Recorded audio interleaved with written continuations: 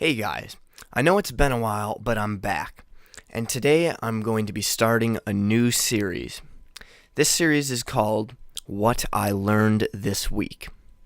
Now, this is my series, so it will include anything I've learned or anything I know, because I don't really care. It doesn't have to be something I learned this week, but that's just the general idea.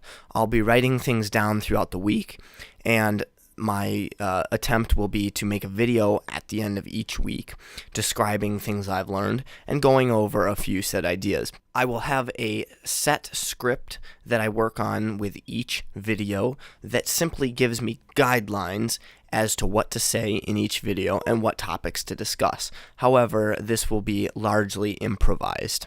I will also be inviting guest speakers onto this show, such as my numerous friends that are also working with audio, video, and other topics that I will be discussing on this show. I will be discussing two topics today, both of which are things that I have learned this week, and they are audio and accessing the deep web. I'm going to start with audio by talking about all the things related to audio that I have learned throughout this week. The first thing I'm going to teach you about audio this week that I have learned is that spilling apple juice on your mixer can result in some very odd problems. As you can see behind me, I have a Mackie 24x8 bus mixer, right? And it is rather old, and it has come with numerous problems.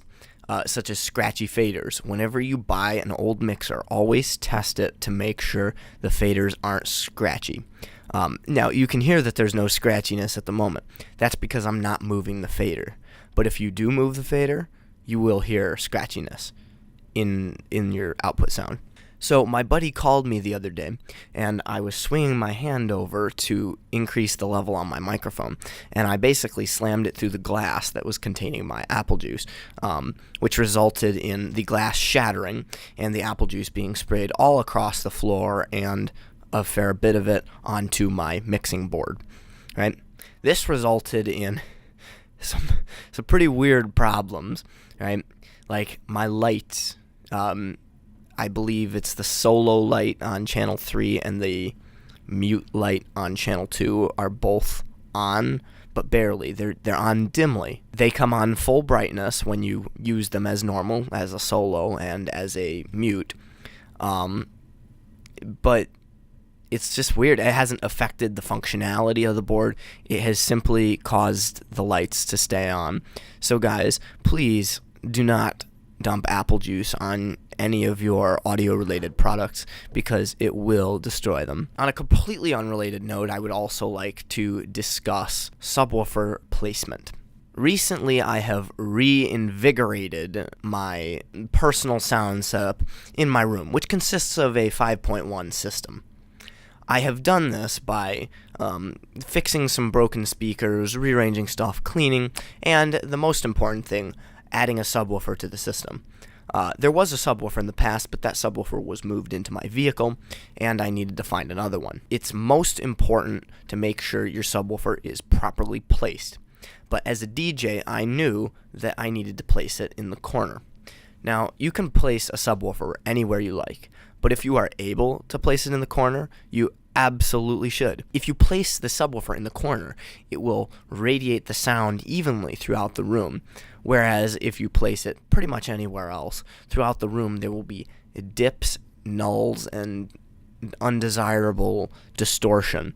So if you put the subwoofer in the corner, you will almost never experience these issues. The last thing related to audio I'm going to be talking about today is tuning drum sets. I have a drum set. I don't know how to play the drums, and when I try, generally, I suck at it. It can be a very difficult process to learn, and for somebody like me who has rather poor rhythm, it can be awful. So, one of my problems with my drum set is it just doesn't sound very good, and I've never understood why. But recently, I realized the reason why. I was watching the movie Whiplash, and as anybody who has seen the movie Whiplash would know, it is about drums, right? Or instruments in general, but drums are the most important instrument in the movie, right? And apparently, you have to tune drums Now, do not get after me in the comments for putting myself forward as a professional and not knowing that you had to tune drums. I had no idea. I don't know what I'm talking about most of the time. But I thought it was rather interesting. I think that's a perfect segue into the next section of this video, where I will be reviewing content. This section, known as Content Review, will be a review of a video, a movie, or a song, or whatever I decide I feel like reviewing that day. And today, as you might guess, I am going to be reviewing the movie Whiplash. I will be giving you 2 to 3 minutes of content, maybe more, depending on how passionate I am about the content. The movie Whiplash follows a college student played by Miles Teller, who is very gifted in playing the drums. And there is a particular professor that is known for being the best. If he likes you, then you are the best of the best. He puts forth the best musicians. He trains you the best. So he tried to get into the most important band in the entire school with this instructor, right? But he did not get what he was looking for, because this instructor was verbally abusive and had the tendency to throw things and hit people, and general stuff you wouldn't expect a college professor to be doing, right? Now, unfortunately, and I'm going to be spoiling the entire movie here, so you can skip forward if you would like. Here's your time to do that. Okay, time's up. Basically, what happens in the end is the guy gets fired because the college student tells on him, basically, for doing all these nasty things. And ultimately, they end up reuniting in the end and performing an incredible song. I mean, the college student does an incredible drum solo. So, unfortunately, the overall idea of the movie is rather toxic, in that it shows that, yes, it is okay to be beaten and to be screamed at for this success, because ultimately he does become successful. And it's clear that there are other characters in the movie who believe what most would think sensible, that this is kind of a terrible thing that he's doing to these people. But unfortunately, that's just not what the movie decides. The movie ends on this happy note with him playing this incredible drum solo under the guidance of the instructor, and it's terrible. So I would give the movie a 7 out of 10. It's an excellent movie, great cinematography, and great use of audio mixing, but just an unfortunate ending and a story that could have used a little more work. It was sort of like an overextended short film, which, funnily enough, is exactly what it was. It started out as an 18-minute short film and was extended to a full feature film. So, unfortunately, I think the film could have been better. However, it is certainly worth your time. I would recommend that you watch it. Now, moving on, I will be hitting my second topic of the day, which is accessing the deep web. Now, the reason why I have been thinking about this lately is because my criminology teacher brought up the deep web in class the other day when we were discussing cybersecurity and cybercrime, right? My teacher incorrectly referred to the deep web as the dark web, which, although a real thing, the dark web is a specific portion of the deep web specifically associated with child pornography. But nonetheless, this reinvigorated my interest in it, and I decided to figure out how to access it. Now, in the past, I have used Tor, the browser most often used to access the deep web. However, I have only used this to pass blocks on Wi-Fi, such as school Wi-Fi. So I decided to do a little bit more research as to how to connect to the deep web and what you can do there. So unfortunately, you can't just type in the address the way you'd normally do it. There's a website called 8chan, which is basically the deeper version of 4chan. It's not 8chan.onion. So I'm like, how on earth do I find it, right? So what I ended up finding is a subreddit called r/onions, and this is basically somewhere where people can post all sorts of different links for the deep web, .onion links. And I found somebody who put together a list of all the links that they had found.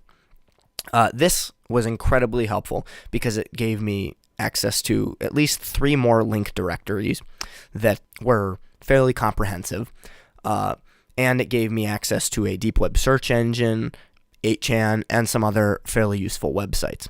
I'll be linking that page down in the description below, along with the download for the Tor browser. I will not be linking any specific .onion websites because YouTube probably doesn't want me sharing that with you, but you can find it for yourself. It takes about 20 minutes to access it. But be very careful when you are on those link directories, because there are websites on there that contain stuff you can't unsee. So be fairly cautious. So now we have reached the next segment of the show where I will be reviewing 2 products. Each week I will review 2 products, one of which you can purchase new and one of which you must purchase used.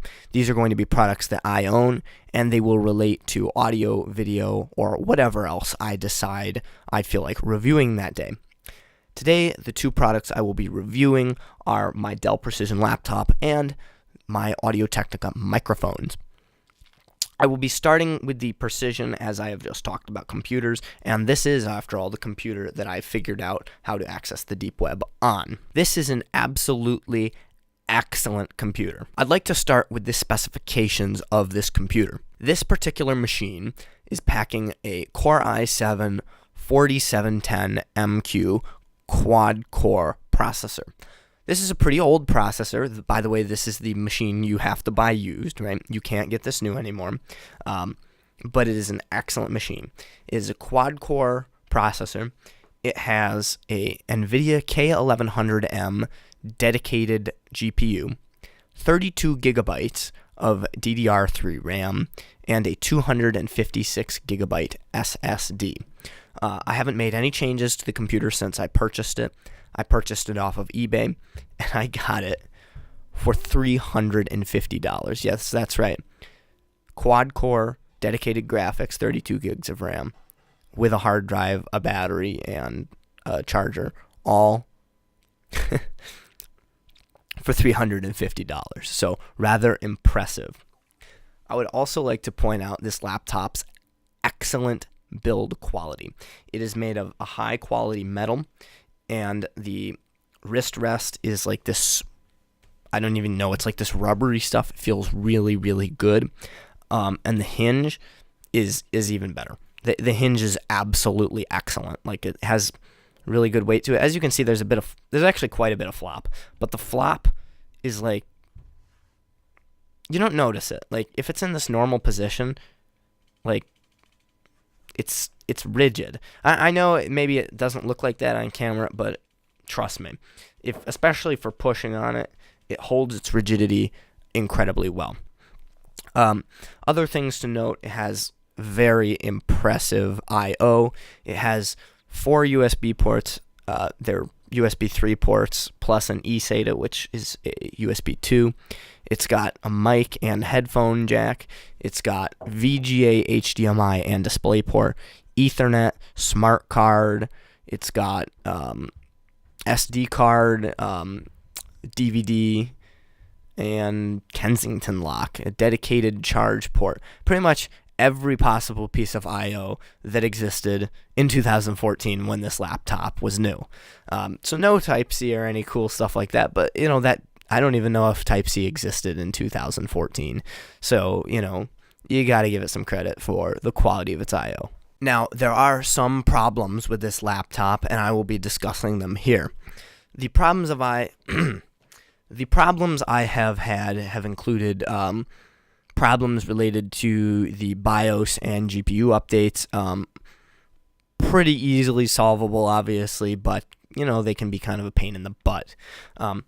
More significant problems mainly include the trackpad not working at times.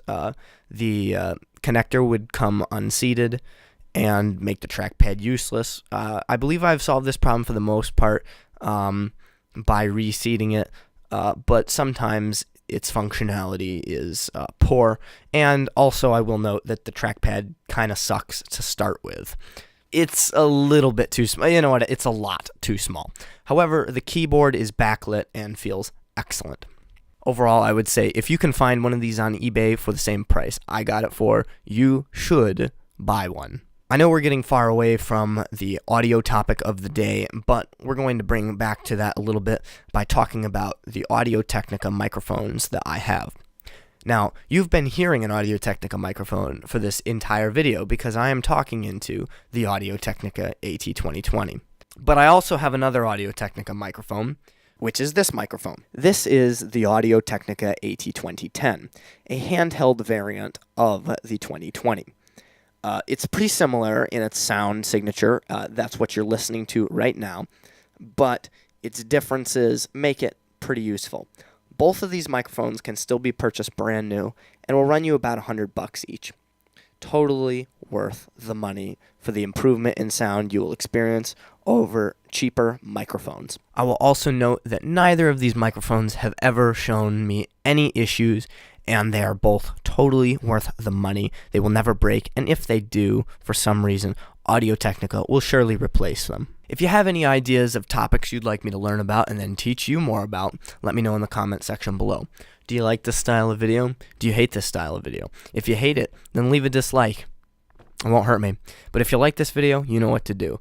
Hit that subscribe button and like this video and share it with your friends, because trust me, if you like my humor, they might too. Or they might hate you and never talk to you again, and that would suck.